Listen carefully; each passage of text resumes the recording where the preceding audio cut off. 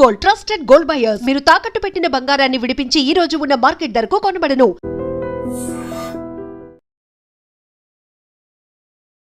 పాపం రోజు ఆటో నడుపుకుంటే గానీ జీవనం సాగదు. కూరగాయలు అమ్ముకుంటూ వాళ్ళ జీవనం సాగిస్తూ ఉంటారు. కంప్లీట్లీ ముగ్గురు కొడుకులు, చాలా చిన్న ఫ్యామిలీ, కష్టపడుతూ వాళ్ళ జీవితాన్ని ముందుకు నెడుతున్నటువంటి టైంలో అనుకోనటువంటి సంఘటనలో తండ్రి అట్లాగే కొడుకు చనిపోయినటువంటి పరిస్థితి. ఇది ఎక్కడ అంటే దుండిగల్లో జరిగింది. అనుకోని సంఘటన అని ఎందుకు అంటున్నానంటే, మనకు తెలుసు నిమజ్జనాలు పెద్ద ఎత్తున జరుగుతున్నాయి. దుండిగల్లో కూడా చాలా పెద్ద లేక్ ఉంది కాబట్టి ఈయన ఎక్కడైతే కూరగాయల మార్కెట్ ఉందో ఆ మార్కెట్ ముందరనే తెలిసిన వాళ్ళది ఎవరిదో వినాయకుడు ఉంటే ఆ వినాయకుడు నిమజ్జనాన్ని వాళ్ళ ఆటోలో పెట్టుకొని ఎంతో కొంత, అంటే ఆ నిమజ్జనానికి కూడా కొంత డబ్బులు వస్తాయి అన్నటువంటిది. సో ఆ నిమజ్జనానికి సంబంధించి ఈ పర్సన్ ఆటోనే మాట్లాడుకొని అదే ఆటోలో వినాయకుడిని నిమజ్జనం చేసిన తర్వాత యాక్చువల్లీ వాళ్ళని దింపి ముందటికి వెళ్ళి యూటర్న్ తీసుకొని మళ్ళీ వద్దాము అనుకున్నటువంటి టైంలోనే ఎవరు కూడా గమనించలే. మనకు తెలుసు రాత్రి 8-9 గంటల ప్రాంతంలో ఇన్సిడెంట్ అయితే జరిగింది. చిమ్మ చీకటి ఉంది, ఎవరు గమనించలేదు. ఆటో ఏమైపోయింది అంటే ఈ దుండిగల్ లేక్ ఎక్కడైతే ఉందో ఆ దుండిగల్ లేక్ లోకి దూసుకుపోయినటువంటి పరిస్థితి. ఎవరు కూడా గమనించలే. అంటే వాళ్ళు ఈ ఎక్కడైతే నిమజ్జనానికి సంబంధించిన ఏర్పాట్లు ఎక్కడైతే ఉంటాయో అది కూతవేటి దూరంలో ఒక 100-150 మీటర్స్ దూరంలో ఉంది. అక్కడ దింపిండు. వీళ్ళందరినీ దింపి కొడుకు తండ్రి ఇద్దరు కూడా ఆటోని యూటర్న్ చేసుకొని వద్దాము అని అనుకున్నారు. అది చాలా కంజెస్టెడ్ ఏరియా అనేటువంటిది ప్రత్యక్ష సాక్షులు చెప్తున్నారు. కంజెస్టెడ్ ఏరియాలో ఆ యూటర్న్ చేస్తున్నటువంటి టైంలోనే అదుపు తప్పి ఆటో ఒక్కసారిగా ఆ దుండిగల్ లేక్ లోనికే దూసుకుపోయింది. అండ్ వర్షాలు పెద్ద ఎత్తున పడుతున్నాయి మనకు తెలుసు. దీంతో దుండిగల్ లేక్ కూడా చాలా ఫుల్ ఉంది. దాదాపుగా ఇది రాత్రి 9 గంటల ప్రాంతంలో జరిగినటువంటి ఇన్సిడెంట్. 20-30 మీటర్ల వరకు కూడా ఈ ఆటో లోపలికి వెళ్ళిపోయింది. ఎవరు కూడా గమనించలేదు. అసలు ఆటో పైకి కూడా కనిపించలే ఆ వాటర్లో. అంటే అక్కడ అందరూ ఉన్నారు, హ్యాపెనింగ్ జరుగుతోంది, అయినా సరే ఈ ఆటోని ఎవరు కూడా గమనించకపోవడం. తండ్రి కొడుకు ఇద్దరు కూడా ఈ ఆటోలోనే ఇరుక్కుపోయి బయటకు రాలేక ఊపిరాడక నీళ్లు మింగి చనిపోయినటువంటి పరిస్థితి. అండ్ ఇప్పుడు డిఆర్ఎఫ్ టీమ్ కి ఇన్ఫర్మేషన్ రావడం, మిస్సింగ్ కేసు నమోదైంది.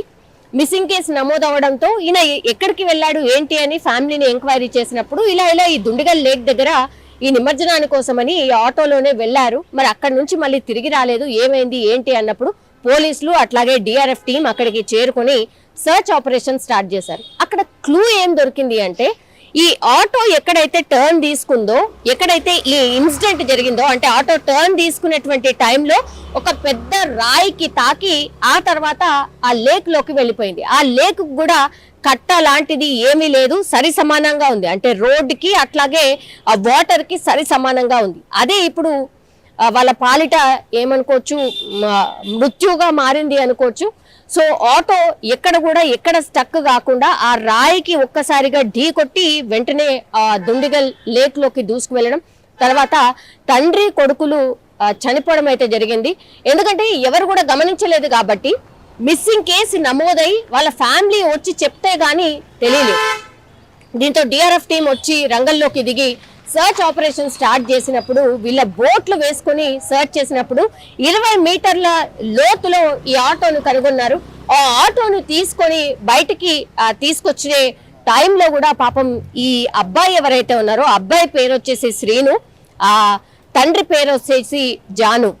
సో ఆ కొడుకు అండ్ తండ్రి చేతులు చాలా గట్టిగా ఇట్లా పట్టుకొని ఇద్దరు కూడా ప్రాణాలు వదిలినట్టుగా అక్కడ ఉన్నటువంటి ప్రత్యక్ష సాక్షులు చెప్తున్నారు. అట్లాగే డిఆర్ఎఫ్ టీం కూడా వాళ్ళిద్దరిని తీసేటప్పుడు కూడా వాళ్ళిద్దరు కూడా చేయిలు చాలా గట్టిగా పట్టుకొని ఉన్నట్టుగా చెప్తూ ఉన్నారు. సో అత్యంత విషాదకరమైనటువంటి ఘటన అనుకోవచ్చు. ఎందుకంటే ఎవరు కూడా అనుకోరు, ఎవరు కూడా పాపం గమనించలే. ఆ ఆటో అందులో దుండిగల్ లేక్ లో పడిపోతున్నప్పుడు కూడా ఎవరు గమనించకపోవడం కూడా ఈ మృత్యుకి వన్ ఆఫ్ ది రీజన్ అని కూడా చెప్పొచ్చు. పాపం ముగ్గురు కూడా అబ్బాయిలే.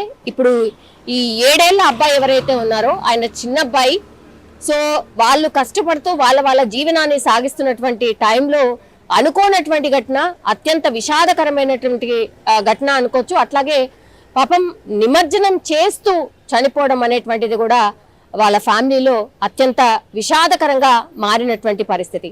ఇంకోటి ఏంటంటే ప్లీజ్ కొంత జాగ్రత్తగా ఉండండి. ఎందుకంటే ఈ మధ్య కాలంలో ఈ కరెంటు వైర్స్ తగిలి చనిపోవడం కావచ్చు, లేదంటే ఇగో ఇట్లా లేట్ల దగ్గర వెళ్ళేటప్పుడు చాలా జాగ్రత్తగా ఉండాల్సిందే. ఇట్లా చాలా వాటికి కూడా కట్టలు ఉండవు. చిన్నపిల్లలు కూడా చాలా ఉత్సాహంతో ఈ వినాయకుడి నిమజ్జనాన్ని చూడడానికి పెద్ద ఎత్తున వస్తూ ఉంటారు.